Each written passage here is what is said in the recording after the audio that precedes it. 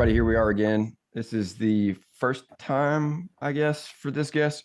We had a technical difficulty and things went a bit south, and you know how this happens, I'm sure. So, for the first time officially, we've got a Mr. Adam Bird here with us. He's, I felt a bit like, I don't know, David Letterman, but Mr. Adam Bird here with us. Who is that? I don't know. It doesn't matter. He's from Heroes Media Group. He's an Army vet, a dad, and he's going to share all kinds of things because I've got all kinds of stupid questions to ask, and he has to answer them because he's on our show. And he's a cool guy, so I'm sure he won't mind too much. But with all that out of the way, Adam, go ahead and please, introduce yourself just one more time, if you could. Yeah, Adam Bird, founder of Heroes Media Group. I'm 6'2". I'm a Pisces. I like long walks in the woods. What else would you like to know? I'm a chocolate. I confess. I think that for at least a good portion of the listeners, that's all we needed to know. Pisces, 6'2". Yeah. So a little bit of salt and pepper in the beard, very handsome man. So, keep that in your mind. Go on. Yeah, easily could be a character in one of my questions here later on. Tease there.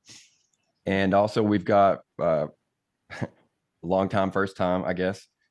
Sam back again here, picking up a little bit of the slack, asking his own particular brand of questions, those more logical, thought out questions that I tend to bring you, at least in my own opinion. Yeah, I have people from all angles telling me that I'm a bit too hard on myself, but that's one of my hobbies and I'm good at it. And why should I stop? So once again, just to refresh my memory in case we do get back to this, you have one son, is that correct? That is correct. Yep. He's in fact, he turns 21 at the end of this month. So oh, right. So still kind of in that, latter sort of pseudo teenage years. Yeah. I guess that does make me a bit more comfortable asking this question then. What is the hardest part about being a single dad? And I guess part two, what's the hardest part about being a dad to a teenage son? Man, those are good questions. I think just being a single dad in general, when I took custody of my son, he was about 3. And I got lucky because I think a lot of the states are more mom friendly a lot. So during my process going through it, I was like the second or third case in the state's history of where a dad got sole custody of their kid. So it when he was younger, it was, you as a military guy, it was like, cool, you're taking care of him. He's like one of your troops. And that's kind of how I looked at it, quite frankly. As he got older, I started like, oh, yeah, I did that. Now I see why that doesn't work, or why it's like it's all like coming full circle. We had an interesting relationship when he was getting ready to start high school. Probably the toughest decision I've had to make as a parent was I didn't want him in a public school, and I wasn't really in a place to put him in a private school where we were living at the time. We were living just outside of Phoenix, Arizona, and there was a school. I had family. My parents lived in Tucson, and I had family down there, so my parents were down there. And there was a school down there that was a private Christian school, and I was like, sounds expensive, blah, blah, blah. Took a tour of it, and they had, I'll never forget this. I remember walking around a corner, they had a thermometer, and it said $9.4 million. And I was like, what's that? They're like, that's the scholarship money the senior class got this year. I said, where do I sign? My son's going to school.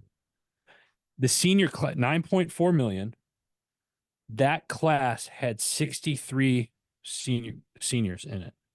So divide that out. That's basically what the average was for that. So but to do that, I had to have my son move in with my parents. So we had this family meeting. My parents were they loved it. They loved that idea.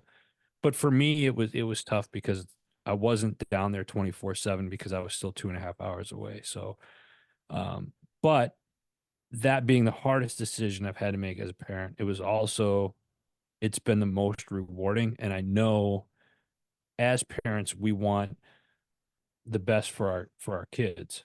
So you sacrifice, you do what's best for them. And it was also the best decision I could have made for me. So I just crunched the numbers real quick. You said 9.3 million. yeah. That's insane. And then 65 to split that amongst 65 students. But That's wow. That's like over $143,076. that's basically a bachelor's degree and if in some schools a master's degree as well. Yeah.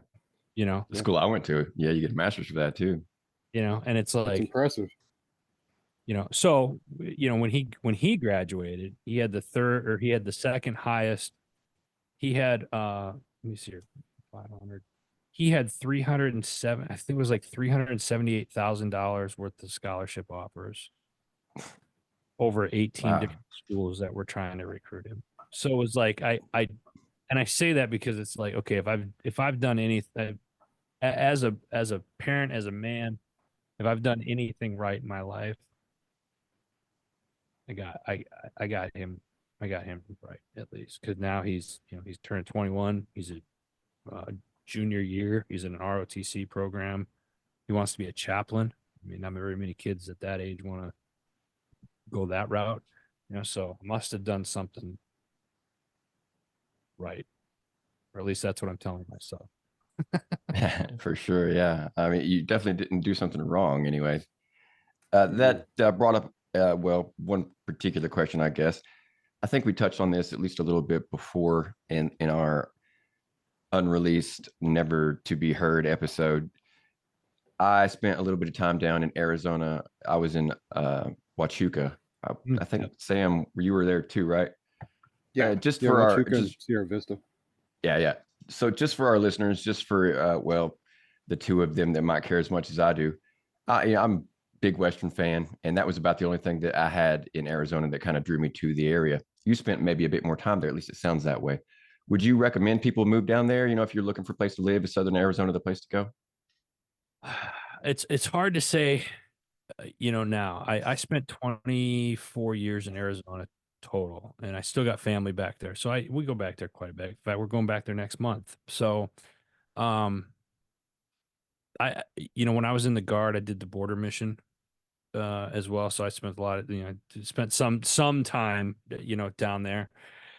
I will say this is in my world travels, it's hard to beat an Arizona sunrise or sunset because the mountains down there are just beautiful. I will say this. If you don't want to live in Arizona, go down between the months of September to like mid-March and stay away from like April to August. That's what I'll say. Would I move back down there? I would at this point in my life, I'm a typical snowbird. So it's like I would have a place down there, and I would go down there because it's come on, it's Arizona, it's the weather. Like it's beautiful down there. Yeah, I spent December 1st to April, the beginning of April. So I was basically there the only time you want to spend in Southern Arizona.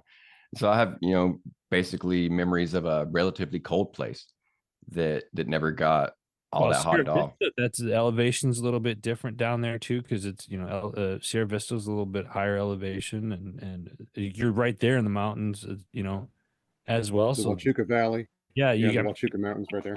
they get snow down there. The mountains get snow down there. So They sure do. Yeah, I remember having snow one time. We got up for PT, and they made a big deal out of it.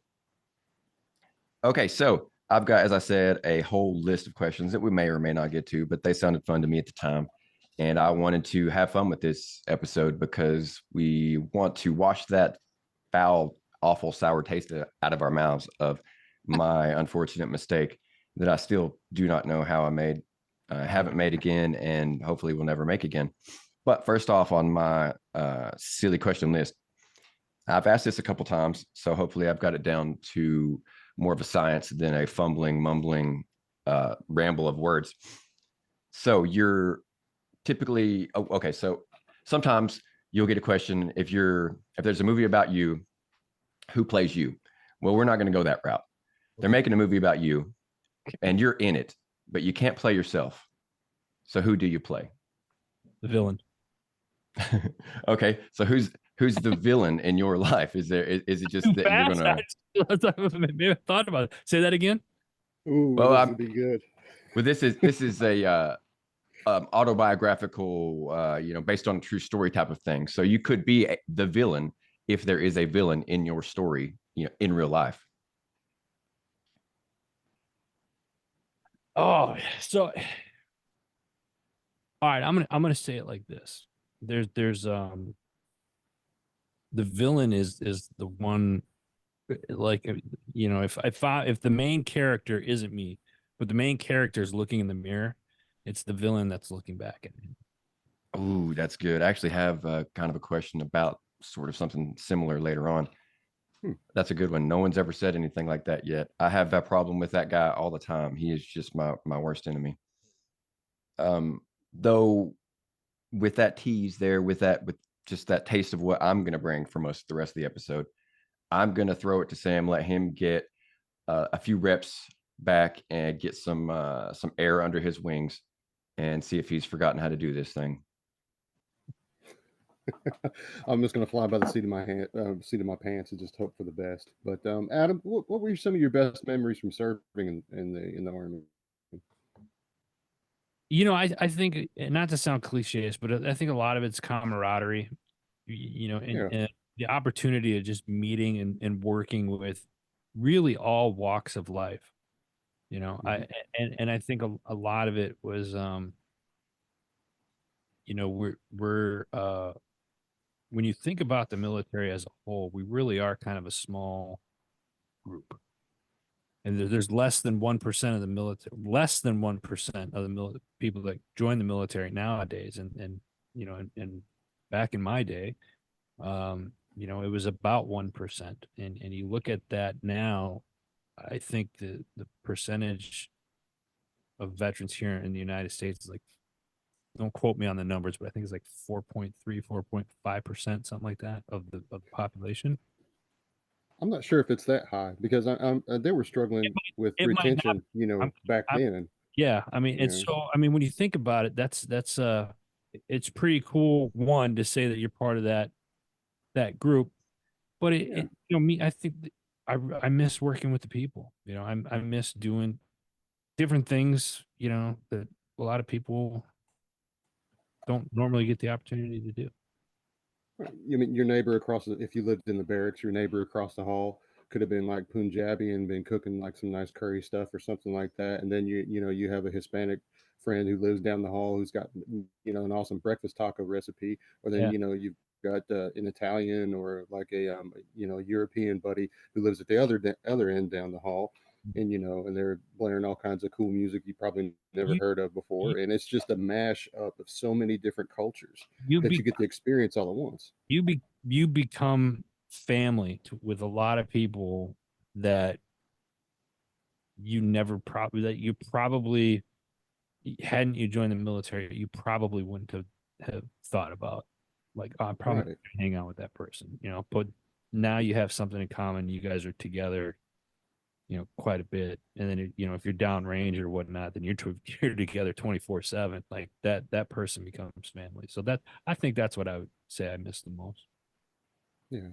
That's not such an alien concept to us, but excuse me. Let me start over again. English is hard. From a civilian standpoint, I mean, people they don't understand, or they can't fathom that concept that you could have best friends from so many different backgrounds, even different age groups, and genders and experiences, and nobody has a problem with it in the middle. That's military life. When you serve and so forth, that diversity that you got is, in my opinion, I feel one of our strengths. 100% agree with you. Absolutely. Absolutely. And that's something I think a lot of this divisive atmosphere that we find ourselves in lately, whether it's politically charged or economically charged, or or what have you. These people are really missing out. They're missing out on the whole world's worth of culture, experience, friendships, and connections. Yeah, yeah, Because of a divisive attitude. yeah, and that attitude I think stems a lot from just the mainstream media trying to divide. I think if you separate the politics in the mainstream media, or the psyop, if you will, y- Mm, and look at the heart of everything, you see that we're this is still the greatest country in the world, and we're a mixing pot of all cultures, of people from all walks of life, and we might not agree on every single thing, but we're going to shake hands or hug it out, and just say, hey man, I'll see you next week for coffee. It's on me next time, or dinner or something like that. People are more civil, but they don't, certain people don't want us to think that. right. I agree. I agree. Yeah, I've talked to a Oh, couple dads that have said that media is a big problem just in general for America today, and how it only pushes negativity, and it's really it supports divisiveness, and it wants that you versus them mentality. I had a bit of a question about that, but that got too dark, and I want to keep this episode on the up and up. We're going to keep this happy. We're going to keep this bright. So I'm going to go with a very vulnerable, uh, very intimate question here. As I said before, you touched on something that has hit me and hits me regularly, really, because of my mind frame. But I am in a phase of podcasting that you yourself have not been in for quite some time, and we'll just call that the beginning. And in the beginning, your milestones of success are sometimes hard to find. And, it's kind of hard to spot something to be or to feel support from when your numbers aren't jumping, or your followers aren't jumping, or something of that nature. But I don't really want to dwell too much on that. What I want to talk about is when you've reached the level that you consider yourself to be, put whatever label you want on that, whether you consider it to be the big leagues or still in the minor, so to speak. How do you judge success in your podcasting game? Did somebody listen? And did I make a difference?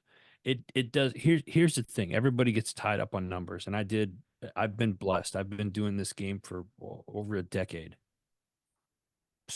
I started the first all veteran podcast network in 2012 at that time, or one of the first ones. We're not 100% sure, but it was one of the first ones, at least. Even today,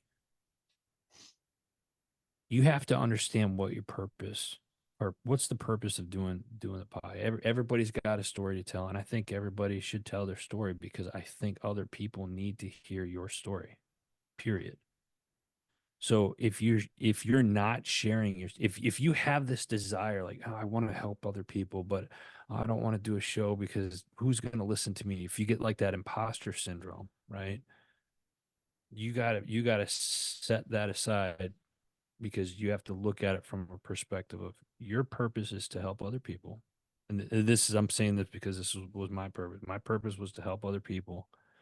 So whether that's one person, 10,000 people, whatever the case may be, if you some shows I've done, I've had tens of thousands of downloads. Some I've only had 50.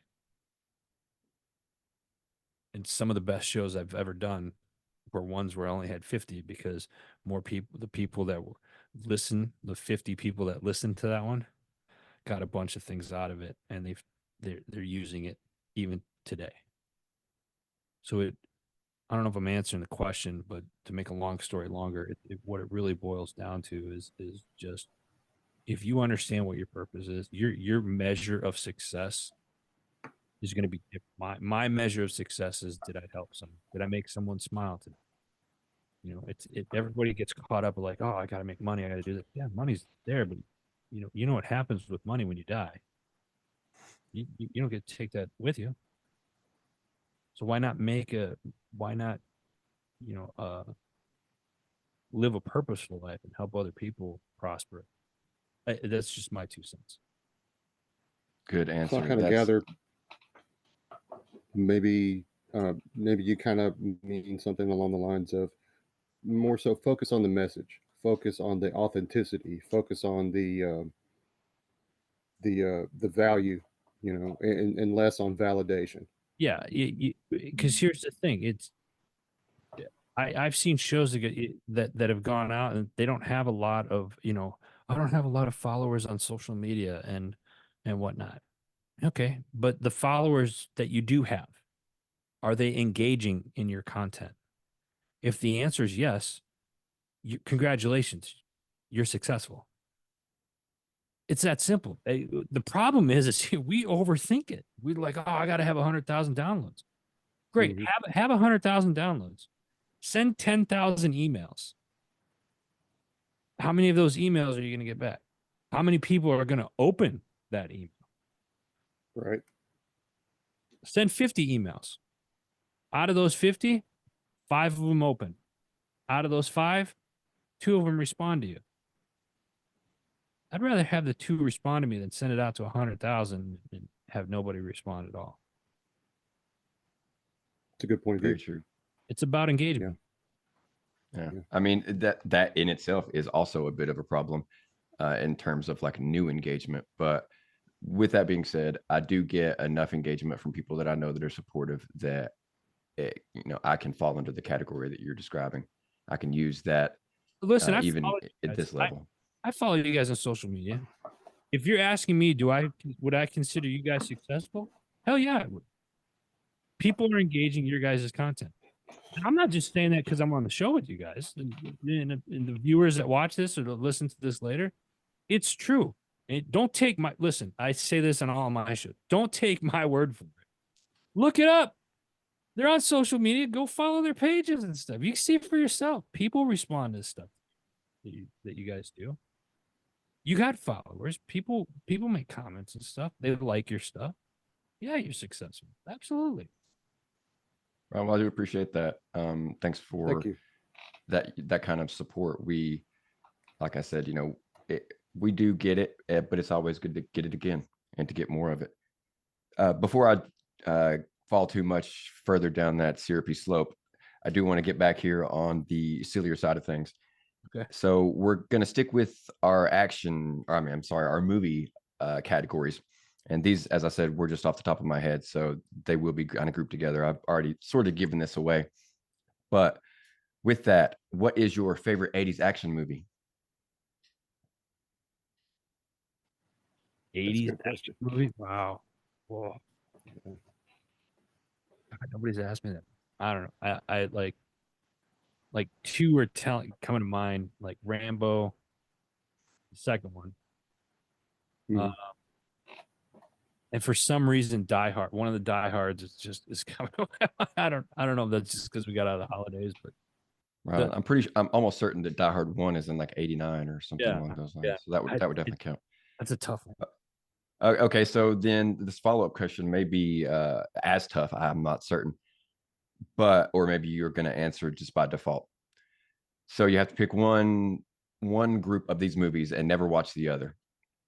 Are you only going to stick with Stallone movies, or are you going to watch Schwarzenegger movies? Oh man. Oh. God, I can only pick one. Yeah, you can never watch the other guy again. God, you know what? Oh. I'm gonna have to stick with Sly. I'm gonna stick with Stallone.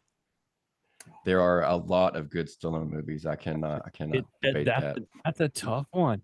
That's so tough. I'm glad I didn't have to answer that question. I could go on, but I feel like it's been forever since Sam said something. Sam's got something to take care of, so I'm going to go on. All right, now we're going to shift gears a little bit, and I'm actually going to do these a little bit out of order. My OCD wants me to stick with some sort of timeline, so we're going to go into this. We're going to jump a question. We'll go back later on if we need to. What 90s jam do you always rock out to, no matter when it comes on? Wham. Did you say wham? He did. I knew that was gonna throw at me. Oh, I've been waiting for somebody to ask that question. Okay. Yeah. Wham. Well, All right. Waking me up before you He said go. that quick. Yeah, Oh, he yeah. said that Go. quick. I've been so waiting for somebody to ask me that question just to say that answer. All right, we're gonna go with that. Wham. All right, just in general, any song by Wham, that's fine. I'm sure that they were along long enough to at least enter the 90s. I know that George Michael was kind of popular there too. But and hey, I do dig me some George Michael. So we're gonna jump back here into the podcast area. Do you have any recent podcast horror stories that you can share? Anything that went just tremendously wrong, like ours did? You know, it happens. You know, I was started doing video, and most of my shows that I've done in the past have all just been audio, pre-record and just do the audio. But I was trying to do video, and I just got this new camera set up, and we're probably 35, 40 minutes into it, and the camera goes out, and I'm like, mother effer, like, so I'm sitting there, and like, and I'm still like, he could still hear, the guest could still hear me, and when so I'm still talking, I'm just working the issue, but it's just like, well, I'm not using that part of the video. You know, I'll have to edit that out in some form or fashion. I was like, this is why I don't do video, because I don't have to worry about this. I got a face for radio anyway. Nobody wants to see this, so it's like, I'll just, you know. But that's really kind of the really the only bad thing that's happened. Technical difficulties, or like that's a worldwide problem. You can't always control it. You know, whether it's the Wi-Fi or a camera or a cord or something.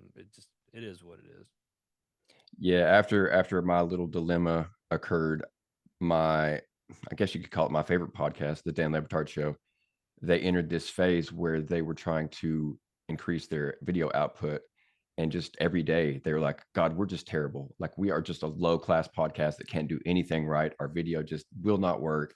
Our this is terrible, or that is terrible. And I'm like, okay, well, they're clearly a bit above my pay grade. So the fact that they're still insecure about things makes me feel better about my gaffe.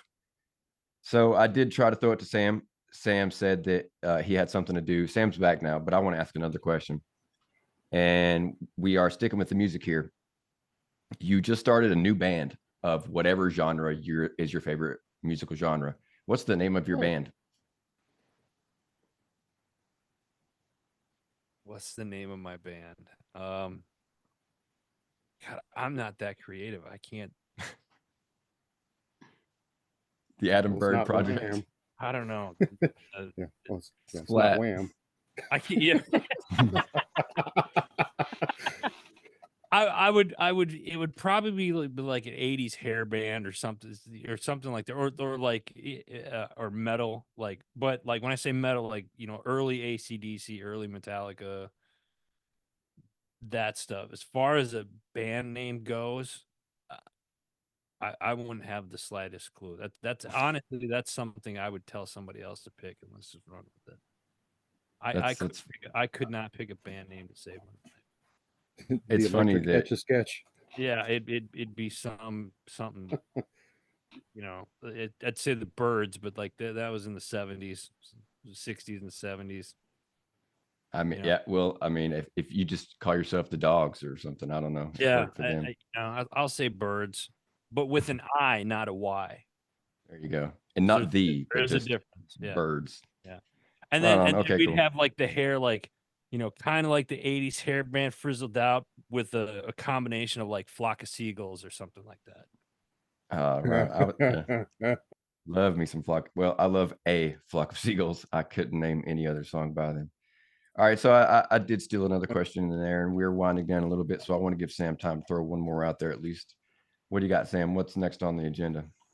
Oh, we were talking about the 80s, the 80s action movies, and, you know, Stallone versus Schwarzenegger movies and so forth, which you could kind of, you know, go along with your preference there. I was over at the Books A Million the other day, and I picked up a copy of, well, that. Actually, let me Yeah. see if I can get that. Yeah, Wow. Nice. yeah. It's I just started it. Haven't got too far into it or anything. I'm a big fan of his. Always He's have a been for solid years. So dude. I yeah. honestly Oh would yeah. like when you meet him face to face, I thought he was much taller. He's like 6'3", but now he's a lot older now, so he's probably Right. not Like quite that. he when like I don't even think he's 6'3". Does he say he's 6'3"? Because he's not. He was not taller. I'm 6'2". He was not taller than me. Right, and I'm 6'1", so And he, like I said, but he's he probably just, but he's like he's. I mean, he's a house. I mean, when he walks, I mean, he's very wide shouldered, but nice guy. right. I mean, Hulk Hogan wasn't really 6'8" either, so it makes sense that they might bill him a little bit taller than he really is.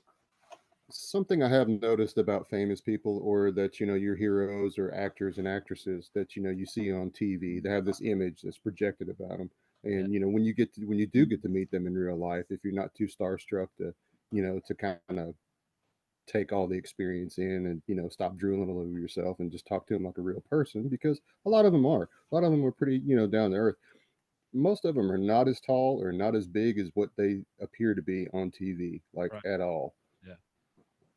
I met a lot of musicians and so forth over the years, traveled, went to different tours and venues and concerts, and met some folks from Hollywood from here and there as well.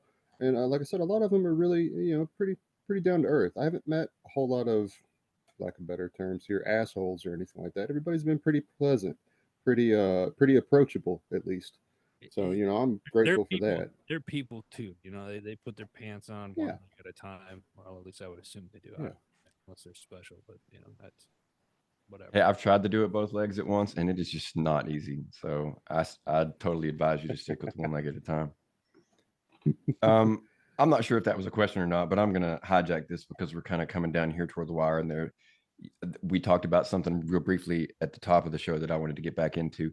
I moved into my grandmother's house. It might be haunted. I don't know. I felt some unexplainable cold spots. Hear some noises that shouldn't be. And we both said that we're not really sure how much we are believers in the supernatural, but you had mentioned a couple episodes or a couple of incidents that you had experienced, and I was wondering if you could pick one of those, whichever one might be weirdest, and share that with us.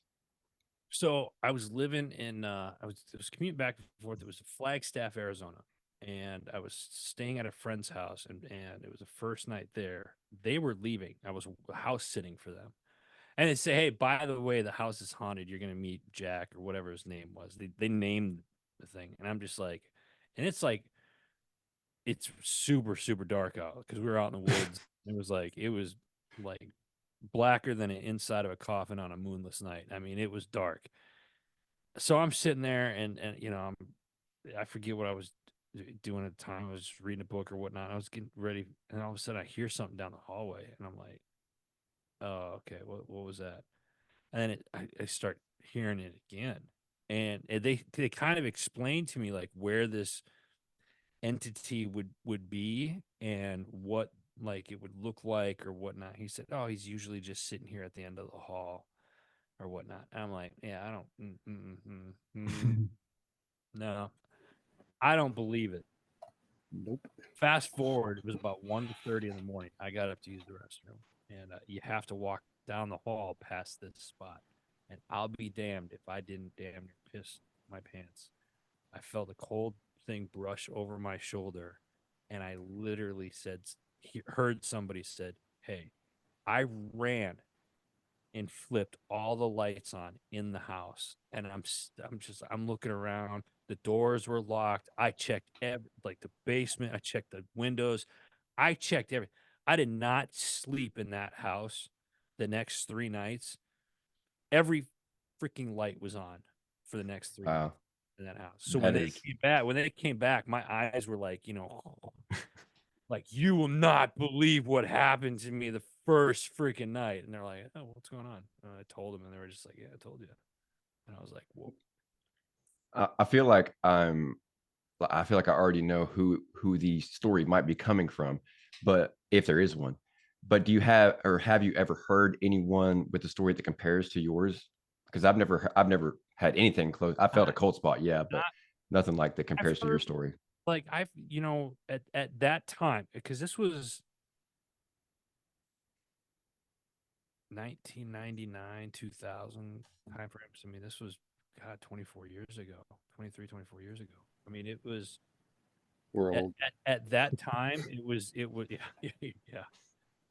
At that time, you hear about like supernatural things, or you think see stuff, or what have you. You hear ghost stories or whatnot, or and it was almost like you have to be open to it. At that time in my life, I was like, I don't believe in that stuff, whatever that hokey. That's to me that was hokey. That was the word we used. That was hokey. But they're like, well, if you're open to it, I was like, oh, got to try everything at least once, right? Yeah, and I was like, I'm open to the idea that there might be a spirit of sort that didn't cross over into the afterlife. And if that's the case, how can I help that person proceed forward, or what have you? Or can I at least have a good? I've heard people where they've had bad experiences with it. This wasn't a bad experience. It wasn't. I mean, it scared the shit out of me, but it. But after that, it was just kind of like, okay, I'm not hurt. Nothing happened. It wasn't, because I've heard horror stories like, oh, I heard this, and like, you know, shelves were banging, and lights were flickering. My experience wasn't anything like that. It literally felt the rub, and I heard, hey, like this was, hey. I was like, what the was it? That's pretty serious. I'm always, I, I am I, I am open. I am somewhat of a believer, but I've never had anything serious happen to me that I couldn't have put down, like I said, to even just a hallucination. Like there's one time I thought I saw a straight black figure speaking to me, Yeah. but I'd partied pretty hard that night. So, anything's possible. But I've never had or even spoken to anyone that's had one of those like violent episodes. I've only seen them on, scrolling through TikTok or something like that.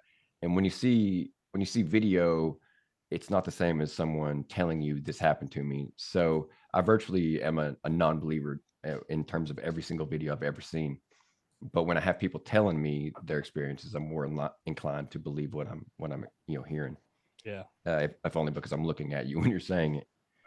Right. So we did kind of come down here to the end, but I did want to give Sam one more time. I didn't give him a lot of talk time here. So did you have anything else, Sam, to talk about? It's okay. I got a reserved dad joke when the time comes and stuff. So I'm happy just to be here and just to enjoy everybody's company and just listen to the conversation. So if you want to go ahead and start closing it out, or if Adam has anything else to add, um, I don't know. Maybe we can do a paranormal episode or something. That might give us an idea. Yeah. Kind of break it up a little bit, or just maybe get a guest and just share some weird things or unexplained events that you've experienced or encountered throughout your time here on this planet. you know Come on, That's a I pretty cool idea. if you guys ever get on the road, break it up.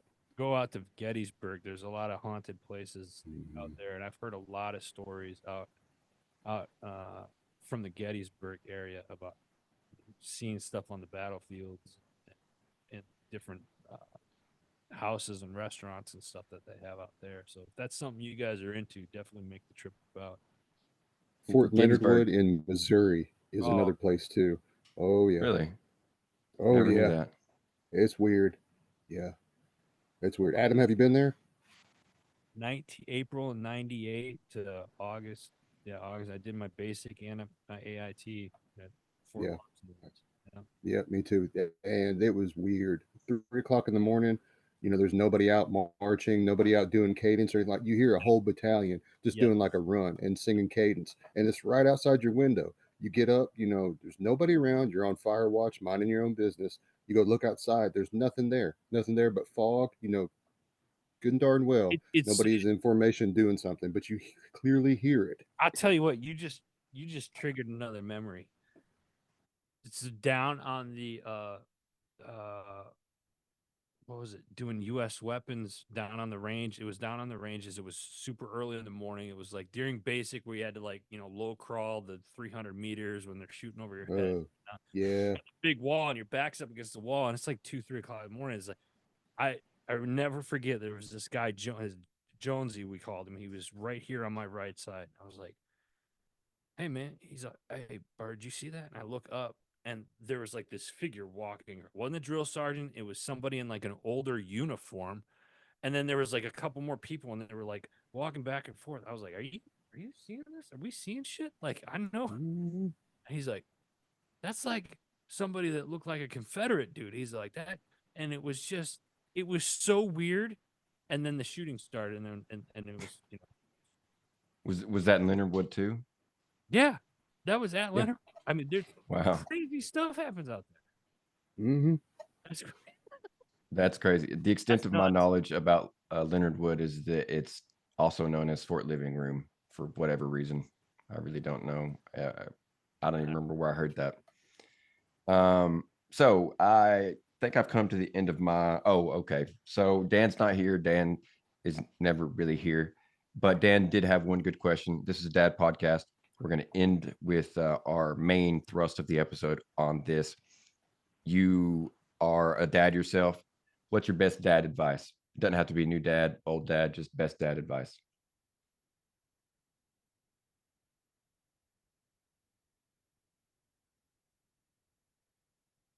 Learn to communicate with them. Learn to communicate with your kids. And each, if you have, for me, it was I don't want to say easy, because it wasn't, there's nothing easy about being a parent, but I see a lot of parents like, oh, this, they're not getting it. Well, because I'm seeing you kind of beat them down the same thing, like try it a different way, and explain to them, hey, I need you to understand this, so I'm going to try to explain it to where you can understand it, and make sure that they are understanding what you're saying. Because I've been in situations where I thought I was getting a point across, and he had no idea what I was talking about. And that's my fault, because I didn't take the time to explain it to him to where he could understand it at his level. So it's not, I know some people are going to hear this like, oh, I'm not going to baby my kid. I'm not saying that. That's not what I'm saying. But if you want a close relationship with your kids as they get older, learn to communicate with them. Because what that does is you're developing more trust. Just because you're a parent doesn't mean that your kids trust you on everything. I'd say it, but it's the truth. But if you can communicate with them and they understand, and you have an open line of communication where they understand, hey, my parent isn't attacking me or anything like that, that's going to set up for such a more worthwhile relationship as your kids get older. Wow, really good way to wrap us up there with our most of our episode.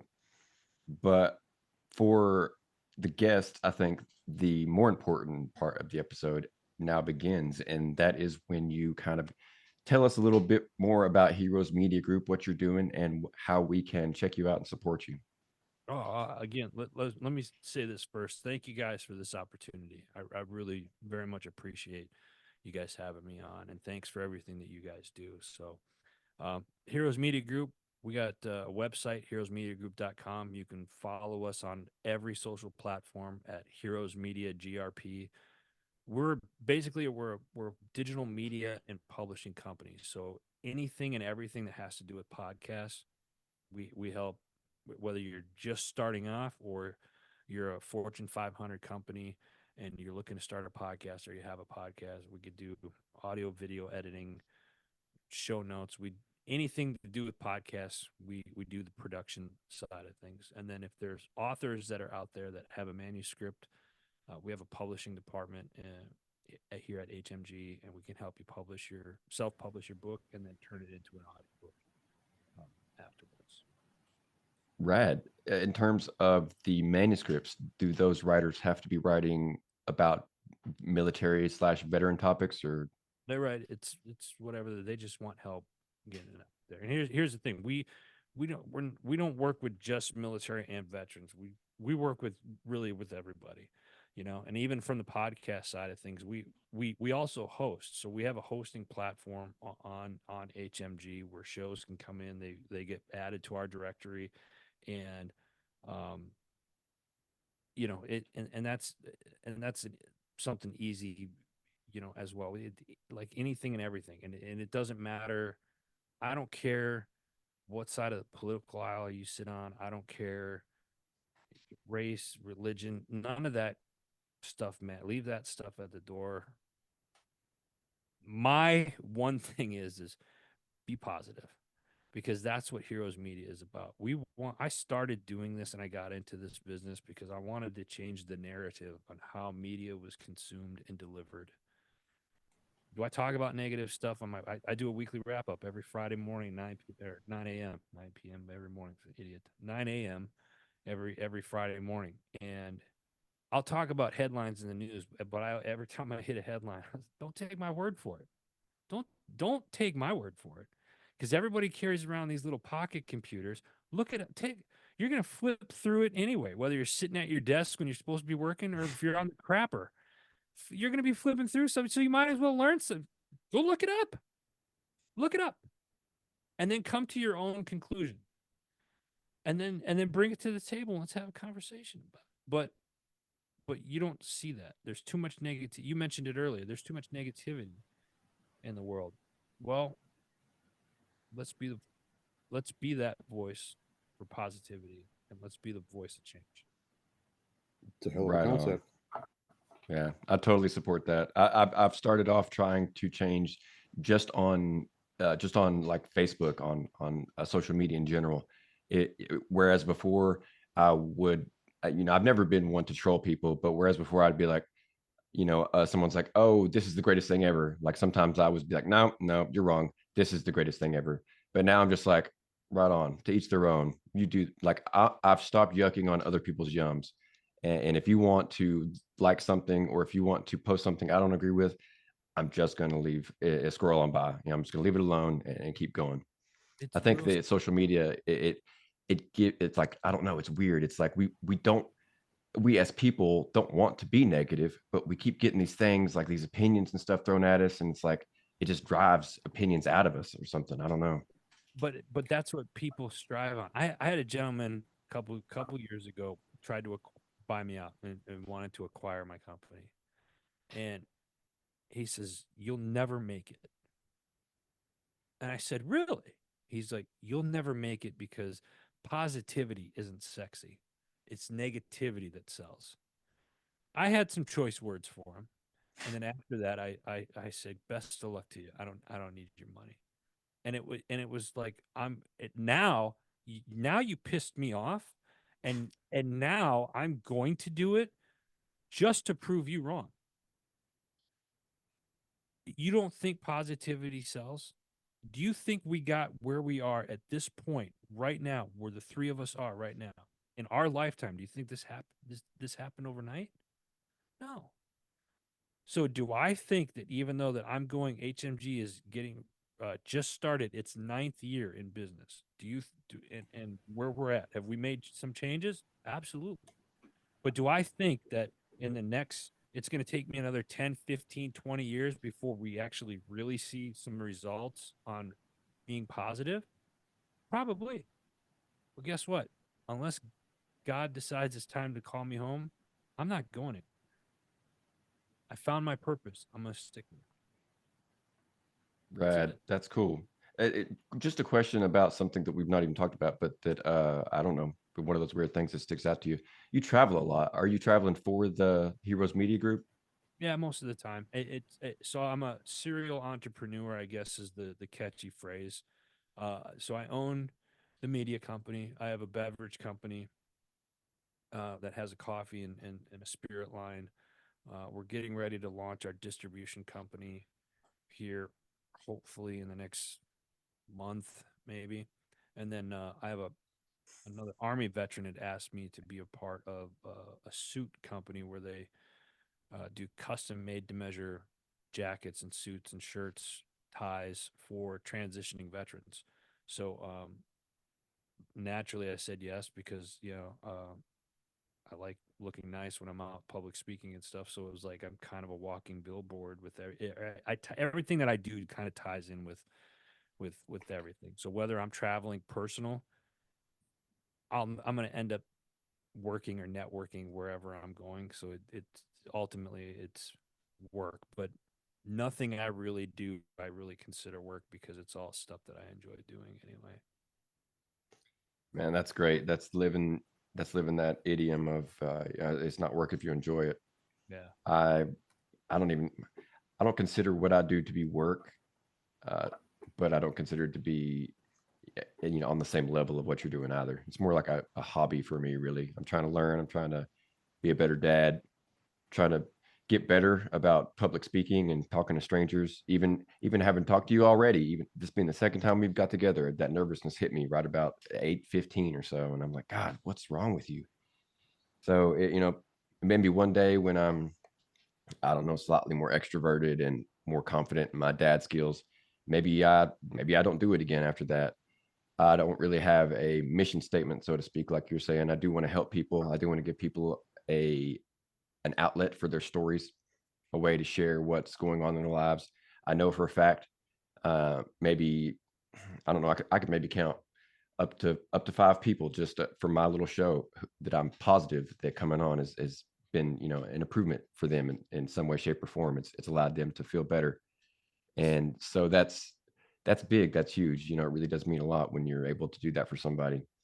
Being typically on average depressed myself, it makes me feel better knowing that I've helped somebody that is also feeling bad.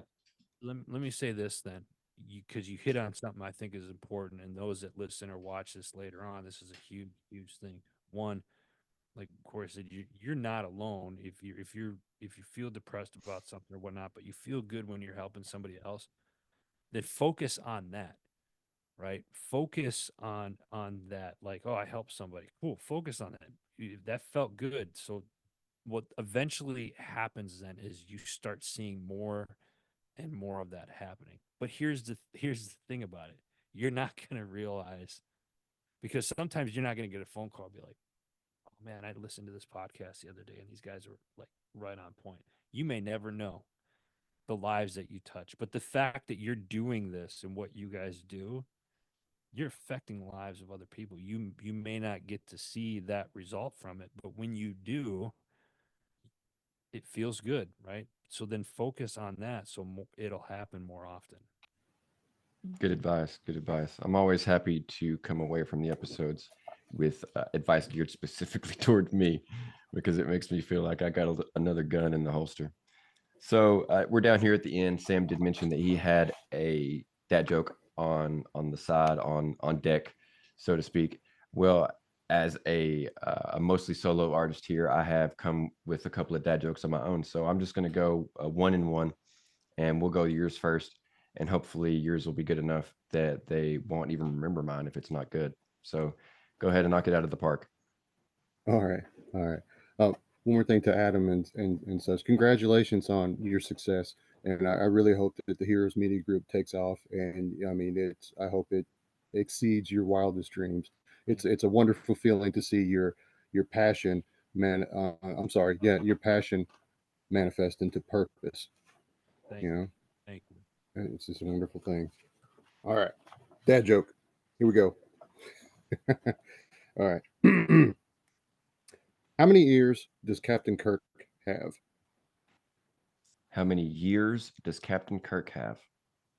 How many ears Ears. Years. does Captain Kirk have? I don't know. Two. Yeah, two. Anybody? Okay. Okay. Three. The left ear, the right ear, and the final front ear. That's yeah. It was just a few hours ago that I cut your dad joke about the I can't even remember how it went, but it was at The you Roman barber something. one or something? Or no? It was one with Travis where you were like, God, I can't remember, but you said something and I literally said I was like at you. Oh, at the mythical what mythical beast never gets sick or something like that, or is always sick, and it's at you Pacabra. The And chupacabra? Yeah. yeah, and I had to say it back to get it. I'm gonna mine are both really short, so I'll just knock them up both out real quick, and they are much easier to get. They don't require any brain at all. So, when does a joke become a dad joke? When it goes to the store and never comes back. Oh shit. This one is a bit of a I don't know what kind of joke this is. So you just got right on. I'm about to inhale my coffee. I'm Oh glad, my God. I'm glad I finally got a good laugh. Oh. So this one I picked just because I'm married and it made me think of my wife. Real simple. My wife and I laugh about how competitive we are, but I laugh more. And that's it. So a couple of jokes to you guys didn't even laugh at. I laugh more because I'm more competitive. I laugh more. Anyways, the first one was good enough. We'll just stick with that one. I'll cut this one out of the podcast and leave it for the YouTube. That's it for me. That's it for Dan. I mean Dan. That's it for Sam, I assume. Yeah. All right, still recovering from the joke. That's I was I didn't make that up on my own. Put it on social media and let's see the responses on that. Oh yeah. Oh man. Oh my God. I mean, I may. I definitely won't put the second one because that didn't get any response. That's like a regular reel, no response at all. So maybe I'll get something with the other one. I had to reword it a little bit because it didn't sound as funny to me the first time. But I'm glad that you guys enjoyed it. I hope that it sends you off here with a chuckle. Remember me fondly with my G-rated dad joke. But usually we come down here to the end and we say goodbye, and then we shift things over to a bit of a YouTube section where they get some extra more whatever. But I don't really think that there's anything more that we could cover. So I'm going to go ahead and end it in an equal and fair manner for everybody involved. The Spotify, the Apple, whoever, they're going to get the same thing as the YouTube guys this time around. So sorry to the YouTube, but hey, every man was created equal on this podcast. So we're actually going to enact that in this particular episode. So with that being said, Adam, you're as usual, and this time, we have proof, an awesome guest. You pretend that we are just as cool as you are, and you are really convincing at it. So bravo at that. Thanks, and you give great advice, great info for any number of topics. And we're always happy to have you on. Even come back another time. There's always more that we could discuss. Absolutely. But with that being said, I will, I guess, wrap this up by saying that everybody here, Your Two Dads, loves you, and we love when you share, and we love when you rate, and we love when you review, and we love when you do all those things that you never do, but we're going to continue loving them because sometimes you do. And other than that, I never say this. That's so hard for me to ask people to share and to like. Just let that be unsaid, and you can do it if you want to. I don't, whatever. Like, when I'm told that grows things, it's like water to a plant. So share it, I guess. Anyways. From all of us at Your Two Dads, we will check you later.